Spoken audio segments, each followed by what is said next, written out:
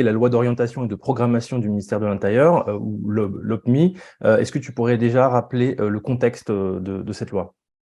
Alors, déjà, une loi d'orientation, il faut bien comprendre, c'est une loi générale. D'accord? Donc, c'est des grands objectifs, des grands principes à réaliser. Et dans cette loi de programmation, il était visé notamment le remboursement en cas de cyberattaque. En fait, et c'est vraiment dans ce contexte de la cyberattaque massive que nous subissons et dont vous avez forcément entendu parler au quotidien, qu'arrive cette loi d'orientation et de programmation du ministère de l'Intérieur. Alors, comment elles sont prises en compte, ces attaques et ces rançongiciels au regard de l'OMPI? Alors, dans cette loi, on a un article 5 qui vient encadrer l'assurabilité des risques cyber et qui encadre le paiement des cyberrançons avec une couverture assurantielle qui est envisagée. Est-ce que ça veut dire que vous avez la possibilité de vous faire rembourser les ransomware, enfin en tout cas les conséquences du ransomware et dans quelles conditions? Ça veut dire que potentiellement oui. En revanche, il faut bien respecter un certain nombre de conditions. Je ne veux pas aller trop vite parce qu'il y a des petites slides avec des questions qui vont porter sur ces points. Mais ce qu'il faut comprendre, c'est que cette loi-là a été plus loin que simplement la question de la rançon. Pour rappel, le rançongiciel, c'est vraiment on vous dérobe vos données, elles ne sont plus accessibles et contre une forte somme d'argent, on vous promet de vous les rendre. Donc, on a chiffré, par exemple, vos sauvegardes et quand vous essayez de restaurer, vous ne pouvez pas. Donc, au final, vous avez le choix d'abandonner votre sauvegarde ou bien de payer le cybercriminel. C'est ça concrètement. La loi est allée plus loin puisque on n'est pas uniquement sur l'atteinte dans le cadre d'une rançon, mais on est vraiment sur une atteinte sur le système d'information automatisé de données. Donc, on est sur des attaques plus largement. Voilà. C'est un système, vous verrez l'acronyme STAD, qui est système de traitement automatisé.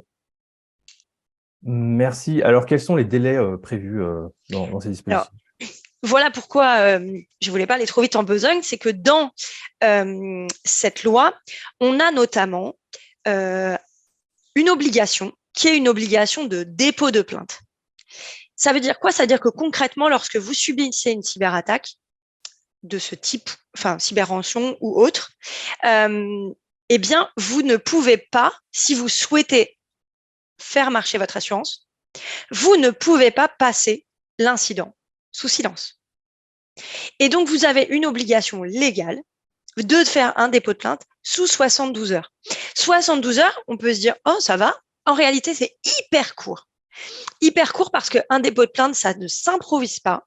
Il y a un certain nombre de choses qu'il va falloir apporter, surtout si vous voulez que la plainte prospère. De démonstration de preuves.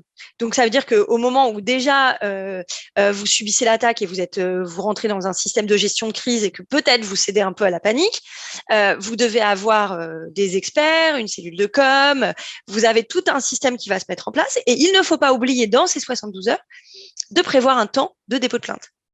Donc, ce temps de dépôt de plainte dans les 72 heures, il est indispensable si vous voulez avoir cette indemnisation par votre assurance. Donc ça, c'est vraiment, vraiment très important. Et pourquoi ces 72 heures, ils sont aussi importants à garder en tête, c'est que on parlait du RGPD au début du webinaire, c'est évidemment le même délai pour prévenir et faire une notification à l'autorité de contrôle quand l'attaque que vous subissez engendre une perte d'intégrité, de confidentialité ou une perte d'accès aux données personnelles que vous gérez, donc les données personnelles de vos collaborateurs, mais aussi ceux de vos clients ou de vos partenaires, que ce soit un fichier de prospect, un fichier de contact professionnel. Vous devrez faire votre déclaration dans les 72 heures également. Donc, finalement, dans ces 72 heures qui sont un temps assez court, on a une obligation au niveau pénal d'aller faire un dépôt de plainte et on a une obligation de faire une déclaration à la CNIL. Merci. Alors, est-ce que maintenant tu pourrais évoquer le périmètre qui est pris en charge? Alors, oui, l'enjeu du périmètre, donc on reprend, et j'ai connaissance donc d'une atteinte. Dans les 72 heures de cette connaissance de l'atteinte, je dépose plainte et je fais ma déclaration près de l'autorité de contrôle. Et là seulement, j'aurai la possibilité de me voir couvert en fonction de votre contrat. Après, évidemment, là, je ne vais pas rentrer dans toutes les possibilités contractuelles que vous pouvez rencontrer, mais je vais pouvoir avoir dans mon assurance cyber la couverture de dommages aux biens consécutifs de cette atteinte au système d'information et de communication. Donc, typiquement, si vous devez mettre au rebut un certain nombre de matériel informatique, on pourra avoir ces biens couverts, donc cette perte de biens. Et puis, on va avoir évidemment les pertes financières qui sont consécutives aux atteintes. Donc, ces deux aspects, ces deux garanties devront bien être visés par les assureurs dans les contrats d'assurance, et les contrats d'assurance devront donc être adaptés conformément aux articles de cette loi pour prendre en compte les modifications du Code des assurances.